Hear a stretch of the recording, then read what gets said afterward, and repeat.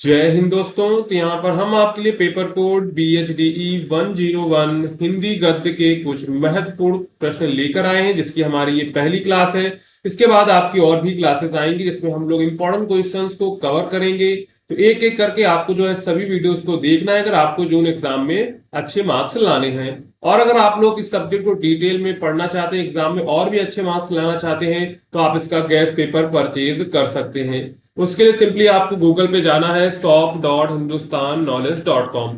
जैसे आप इसको सर्च करेंगे तो आपके सामने इस प्रकार की वेबसाइट आ जाएगी। इसकी लिंक आपको डिस्क्रिप्शन में मिल जाएगी, तो वहां से आप लोग इसको एक्सेस कर सकते हैं। अब आपको जाना है सर्च कोड पे। यहाँ पे आपको अपना पेपर कोड टाइप करना है BHDE 101। ठीक है।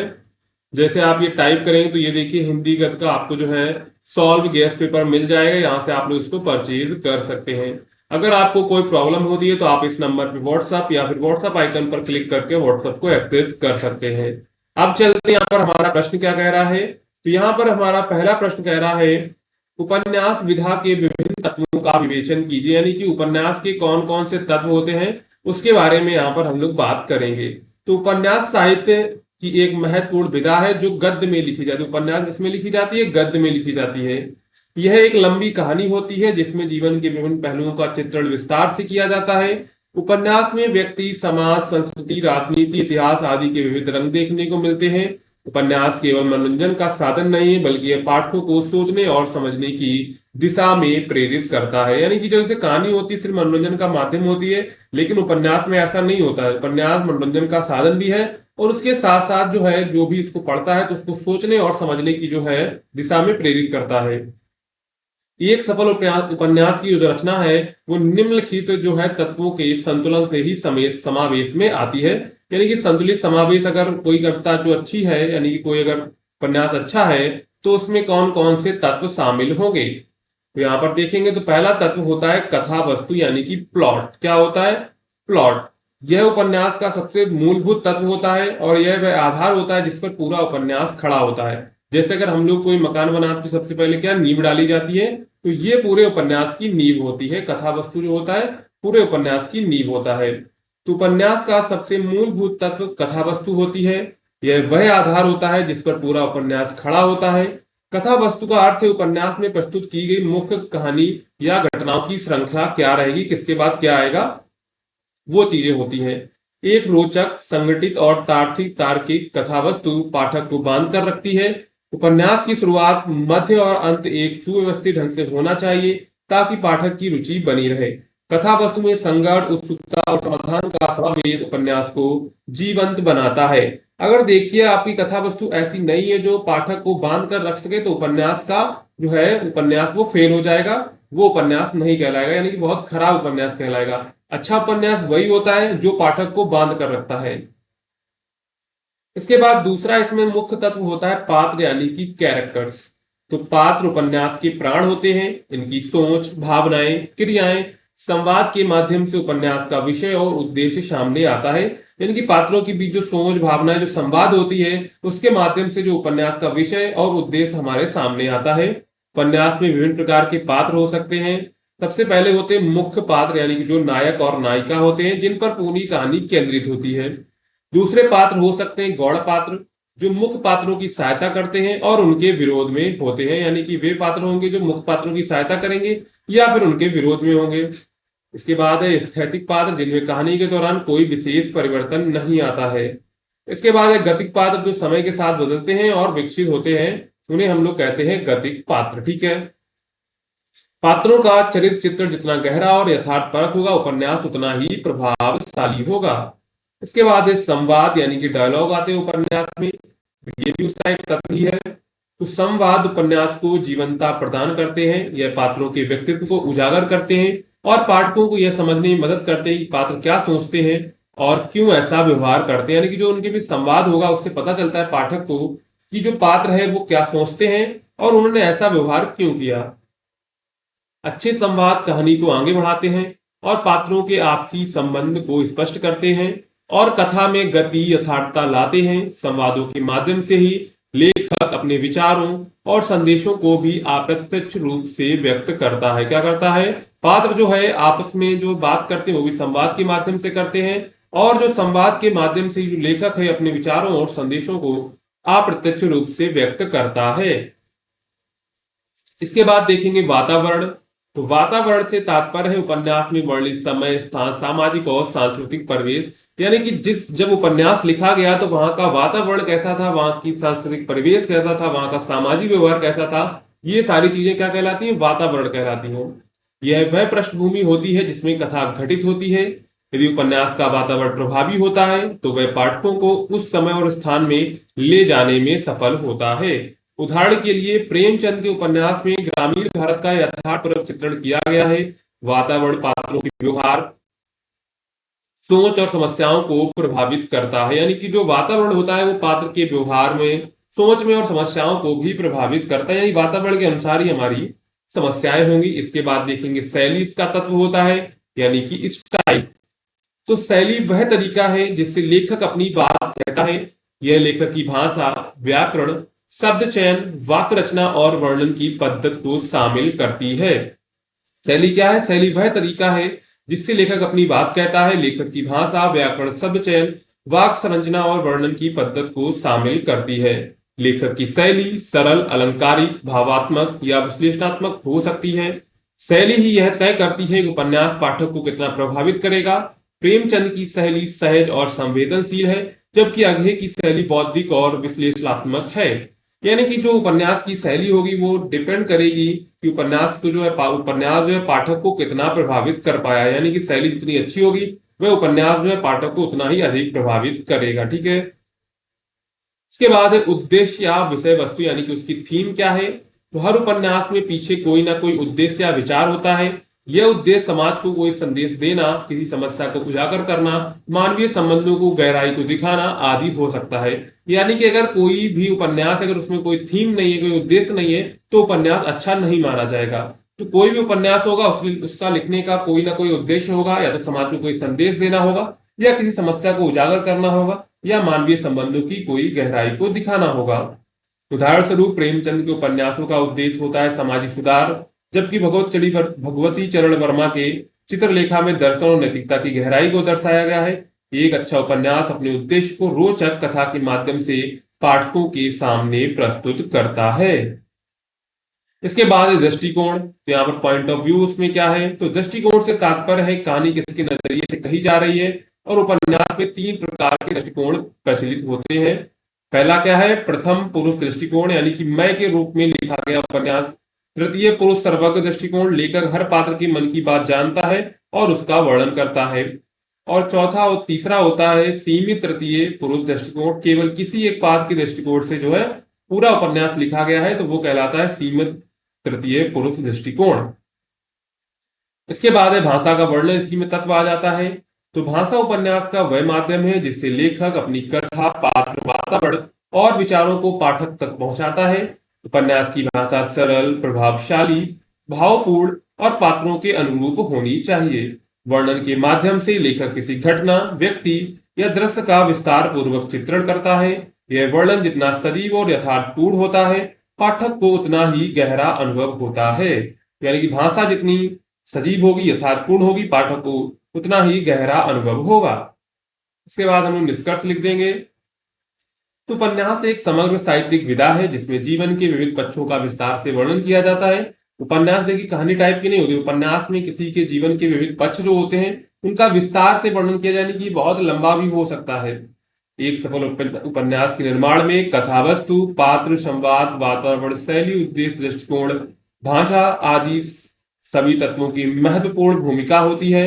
इन तत्वों को सामंजस्यपूर्ण प्रयोग के से ही किसी उपन्यास को उत्कृष्ट बनाता है। यदि वे सभी तत्व संतुलित हैं और प्रभावशाली हों तो उपन्यास न केवल पाठकों का मनोरंजन करता है बल्कि उन्हें सोचने पर भी मजबूर करता है।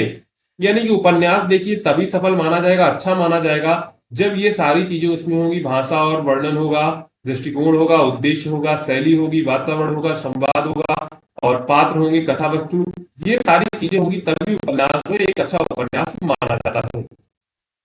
इसके बाद है निर्मला उपन्यास के आधार पर तोताराम का चित्रण कीजिए। जो निर्मला उपन्यास है वो प्रेमचंद ने लिखा था, तो उसमें जो तोताराम कैरेक्टर है उसका चरित्र चित्रण कर रहे हैं। इसमें कौन कौन सी खूबियां और कौन कौन सी खामियां हैं। तो मुंशी प्रेमचंद का प्रसिद्ध सामाजिक उपन्यास निर्मला भारतीय समाज की अनेक समस्याओं को उजागर करता है।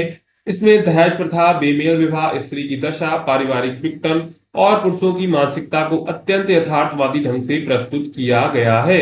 इस उपन्यास का प्रमुख पात्र कौन है? मुंशी तोताराम है, जो निर्मला का पति है। तोताराम का चरित्र जटिल है, असमंजसपूर्ण है, त्रासद है और त्रुटिपूर्ण है, जो नायक होने के बावजूद नकारात्मक भूमिका निभाता है। तोताराम जो है उपन्यास का नायक भी है, फिर भी वो क्या करता है? नकारात्मक भूमिका निभाता है।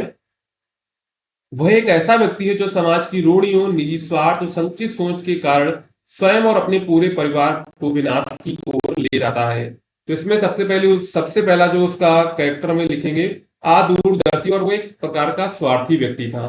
तोताराम एक अत्यंत आदूरदर्शी व्यक्ति था। उसकी पत्नी का देहांत हो चुका है और उसका घर उसकी बहन रुक्मणी के सहयोग से अच्छे से चल रहा होता है। फिर भी वह दोबारा विवाह करने का निर्णय लेता है। यह निर्णय यह बिना अपने बच्चों की भावनाओं को समझे केवल अपनी इच्छाओं की पूर्ति के लिए लेता है। सबसे बड़ी गलती वह तब करता है जब अपने पुत्र मनसाराम की हम उम्र निर्मला से विवाह कर लेता है। अब यह नहीं सोचता कि कम उम्र की पत्नी और बड़े बेटे के बीच क्या रिश्ता बन पाएगा और इसका परिवार पर क्या प्रभाव पड़ेगा। इस बेमेल विवाह के कारण पूरे परिवार में अशांति और तनाव पैदा हो जाता है। होता क्या है, उसकी पत्नी का देहांत हो जाता है तो वो क्या करता है, दूसरी जो है लड़की से शादी करता है। लेकिन वो लड़की जो होती है, उसका जो बड़ा पुत्र होता है मनसाराम, उसकी उम्र के बराबर से लड़की से जो उसका विवाह हो जाता है। पर वो ये नहीं समझ पाता है अगर जो है उसका लड़का और उसकी जो वाइफ है वो एक ही उम्र के हैं तो उनके बीच जो है कोई रिश्ता बन सकता है। तो ये आदूरदर्शी यानी कि दूर की नहीं सोचता है और स्वार्थी व्यक्ति अपने बारे में सोचता है सिर्फ। इसके बाद है हीन भावना से ग्रसित। तो निर्मला एक युवा और सुंदर लड़की है, जबकि तोताराम जो है उम्र दराज और साधारण दिखने वाला व्यक्ति है। इसी कारण वह हीन भावना का शिकार हो जाता है। वह सोचता है कि शायद निर्मला उसके प्रति आकर्षित नहीं है। इसी भावना को छुपाने के लिए वह अपनी वीरता की झूठी कहानियां बनाता है और खुद को एक बहादुर और प्रभावशाली पुरुष साबित करने की कोशिश करता है। लेकिन ये सब बातें निर्मला को प्रभावित नहीं करती हैं, बल्कि उसे हास्य का पात्र बना देती है। यानी कि जो निर्मला एक छोटी युवा है और सुंदर लड़की है, जबकि तोताराम उम्र दराज का व्यक्ति है। तो इसी कारण जो है वह हीन भावना का शिकार हो जाता है। वह सोचता है कि शायद जो निर्मला है उसके प्रति आकर्षित नहीं, वैसे भी होगी नहीं क्योंकि आपकी उम्र इतनी ज्यादा है और उस जो युवा लड़की की उम्र जो है उसके बेटे मनसाराम के बराबर है। तो वो क्या करता है, उसको झूठी झूठी वीरता की कहानियां सुनाता है।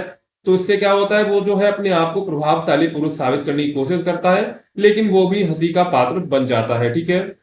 इसके बाद है परिहास का पात्र होता है। तो तोताराम अपनी पति को प्रभावित करने के लिए लगातार झूठ बोलता है, कभी अपनी वीरता के बारे में, कभी अपने ज्ञान के बारे में। एक बार वह निर्मला को अपने साहस की कहानी सुना रहा था, तभी अचानक घर में सांप आ जाता है और वह डरकर बाहर भाग जाता है। इससे उसके सारे झूठ उजागर हो जाते हैं और निर्मला के मन में सम्मान और भी गिर जाता है। वह अपनी पत्नी की नजरों में मजाक बनकर रह जाता है। यानी कि तोताराम क्या करता था, अपनी जो पत्नी है उसको क्या कर निर्मला जो पत्नी है उसको क्या करता था, झूठी झूठी कहानी सुनाता था। एक दिन क्या हुआ, घर में सांप आ गया और वो सांप को देखकर भाग गया। इससे जो है निर्मला को पता चले कि ये डरपोक आदमी है और इससे क्या होता है, उसका सम्मान भी गिरता है और पत्नी की नजरों में वो एक मजाक बनकर रह जाता है। इसके बाद उसकी संकालु प्रवृत्ति यानी कि शक करने की प्रवृत्ति। तो तोताराम सबसे कमजोर पक्ष उसकी संकालु प्रवृत्ति है। जब वह देखता है कि निर्मला मनसाराम से सहज व्यवहार करती है तो उसे संदेह होने लगता है कि उनके बीच कुछ गलत संबंध है। यानी कि जब निर्मला जो है मनसाराम से बिल्कुल सही से बात करती है तो उसको लगता है कि उसका संदेह होता है उसको कि जो है निर्मला के और मनसाराम के बीच कुछ चल रहा है। यह संदेह उसके मन को खोखला कर देता है। वह अपने ही पुत्र मनसाराम से ईर्ष्या करने लगता है और उसे घर से बाहर निकल जाने को मजबूर कर देता है। जब मनसाराम बीमार पड़ता है तब भी वह उसे घर लाने को तैयार नहीं होता है। इसी शंका के कारण वह अपने बेटे की मौत का परोक्ष कारण बन जाता है। देखिए यहाँ पर क्या होता है, वो अपने जो है खुद के लड़के को घर से बाहर निकाल देता है, वह बीमार हो जाता है। फिर भी क्या होता है, फिर भी वो घर पर नहीं बुलाता, इसी कारण उस बेटे की मृत्यु हो जाती है। इसके बाद है एक असफल पिता। तोताराम अपने तीनों बेटों मनसाराम, जियाराम और सियाराम के प्रति कभी जिम्मेदार नहीं बन पाता है। वह ना तो उनकी भावनाओं को समझता है, ना ही उनके भविष्य की चिंता करता है। मनसाराम की मृत्यु तो उसके ही संदेह के कारण होती है। जियाराम गलत संगत में पड़कर मर जाता है और सियाराम भी जीवन में मार्गदर्शन के अभाव में भटकता है। इस प्रकार तोताराम एक असफल पिता के रूप में चित्रित होता है, जो अपने बच्चों की परवरिश में भी पूरी तरह विफल रहता है। देखिए, मनसाराम की मृत्यु तो उसके कारण ही हुई थी, और जो जिया राम जो है गलत संगत की में पढ़कर मर जाता है, और सिया राम जो है भी जीवन मार्गदर्शन के अभाव में भटकता है, यानी कि वो भी इधर उधर भटकता रहता है, और जिया राम तो गलत संगत में पढ़ के मर जाता है। तो वो एक जो है अच्छा पिता भी नहीं बन पाया था। इसके बाद है पलायनवादी स्वभाव, यानी कि परिस्थितियों का सामना करने के बजाय तोताराम उनसे भागने लगता है, जबकि उसके जीवन में संकट आता है, मनसाराम की मृत्यु, वकालत छिनना, आर्थिक तंगी, तो वह कोई ठोस कदम नहीं उठाता। उल्टे अंत में वह घर छोड़कर भाग जाता है, बिना यह सोचे कि निर्मला, उसकी बहन और बेटी का क्या होगा। यह एक कायर और जिम्मेदारी से भागने वाले व्यक्ति की निशानी है। यानी कि जब उसके पास सब कुछ चला जाता है, तो वो सोचता है, उसको दूसरा कुछ काम करने के बजाय वो वहां से भाग जाता है, ये सोचे बिना कि निर्मला और उसकी बहन, उसकी बेटी का क्या होगा। इसके बाद है परिस्थिति जन्य अपराधी। तोताराम कोई अपराध करने की नियत से कार्य नहीं करता, लेकिन उसके निर्णय और व्यवहार इतने अव्यवस्थित होते हैं कि वह परिस्थिति जन्य अपराधी बन जाता है। उसके द्वारा किए गए बेमेल विवाह, पुत्रों पर संदेह, पारिवारिक समस्या से भागना, ये सब कार्य किसी अपराध की तरह पूरे परिवार को बर्बादी की ओर ले जाते हैं। हालांकि उसने यह सब जानबूझकर नहीं किया, फिर भी वह दोषी बन जाता है। यानी कि घर से भाग जाना, मनसाराम की मृत्यु होना, ये सब उसने काम जानबूझकर नहीं किए थे, लेकिन वो जो उसके फैसले थे उसके कारण जो है ये सारी चीजें होती है, और उसका जो पूरा परिवार है वो बर्बादी की ओर जाता है। इसके बाद यहाँ पर हम लोग निष्कर्ष लिखेंगे। तो मुंशी तोताराम एक ऐसा पात्र है जो अपनी कमजोरियों, दूरदर्शिता, हीन भावना और संकीर्ण सोच के कारण पूरे परिवार के पतन का कारण बनता है। प्रेमचंद ने तोताराम के माध्यम से यह दिखाने का प्रयास किया है कि सामाजिक रूढ़ियां और निजी स्वार्थ मिलकर किस प्रकार एक हरे भरे भरे पूरे परिवार को बर्बाद कर सकते हैं। निर्मला उपन्यास में तोताराम केवल एक व्यक्ति नहीं, बल्कि उस मानसिकता का प्रतीक है जो समाज में आज भी कई त्रासदियों की जड़ का कारण है। तो यहाँ पर मतलब क्या है, इस कहानी के जो उपन्यास है इसका उद्देश्य क्या था कि एक व्यक्ति जो है ना पूरे परिवार को खत्म कर सकता है, उसके जो निर्णय है वो जो है पूरे परिवार को बर्बादी की ओर ले जा सकते हैं। ठीक है, तो यहाँ पर हमने जो है टोटल 2 क्वेश्चंस को कवर किया हुआ है। इसके बाद आपकी अगली क्लासेस आएंगी जिसमें आपके और भी क्वेश्चंस कवर किए जाएंगे। तो आप चैनल को सब्सक्राइब एंड वीडियो को लाइक कर दीजिएगा। ठीक है, इस आने वाली नोटिफिकेशन आपको मिलती रहेगी। मिलते हैं अगली क्लास में।